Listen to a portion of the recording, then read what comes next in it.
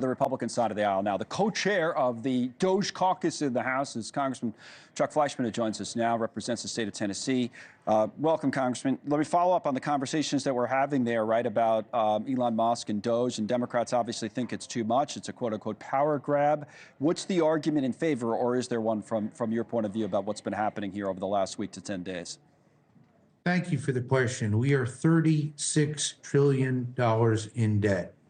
In November, the American people unequivocally and universally said no to the ways of old, wasteful spending, spending that is indefensible. My Democratic colleague who just spoke candidly misspoke. Bill Clinton did government buyouts. We have got to reduce the size of the federal government. People need to be in the office working. The vast majority of hardworking, tax-paying, honest Americans get up every day, play by the rules. If they show up to work and do a good job, they get paid. If they don't, they get fired.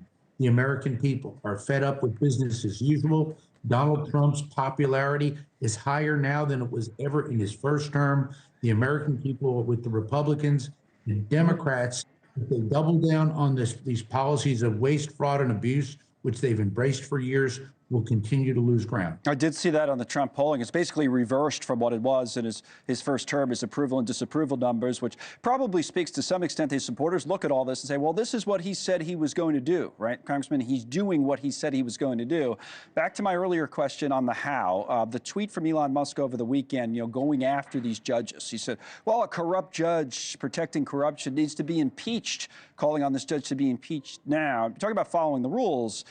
Yes, if you think, all right, this is something we should do, but you do have to go about it following the law, right? What about some of the how and, Musk going after these judges and the way he's tried to do some of these things?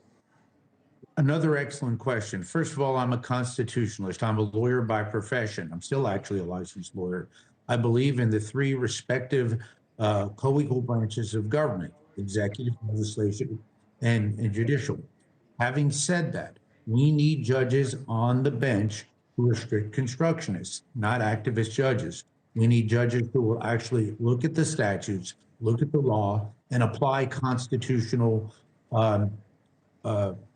reasons to their decisions, as opposed to judges who, even the more liberal activist judges all the way on the Supreme Court, which fortunately they're in the minority, have said before, I will do what feels right. That's not what a judge needs to do. So judges need to be held to the high standard of interpreting the law as given to them, not making up the law as they see fit. But Democrats, activist liberal judges, ultimately the United States Supreme Court will put a stop to this. So the other way around, though, wouldn't the other, if you're out of power in a situation like this, I'm sure, or if you're from a different party or political persuasion, say, than the judge in question in a situation like this, you could see saying something like that, but then flip it and say that you're looking at it and you agree with the judge. Then you're going to want it to be the other way. In other words, you kind of have to be careful what you wish for in some of these cases, right? These judges are federal judges appointed by a president of a certain party and who has the right to appoint who he wants. And at least unless they're absolutely in violation of their oath, they really can't be impeached for some of this stuff, can they? No, but they can be appealed. Oh, yeah, sure. Will be. And as we go up, right? But I was just saying Musk is saying something different. So I get your point's fair. That you could, if they rule against the administration, you're saying let's appeal the ruling. That's different. Right. Okay. Now there have been federal judges over the years who have been impeached for either abuse of power or doing something on the bench that is beyond the scope of their judicial canons. That would have to be judged on a case-by-case basis. Right.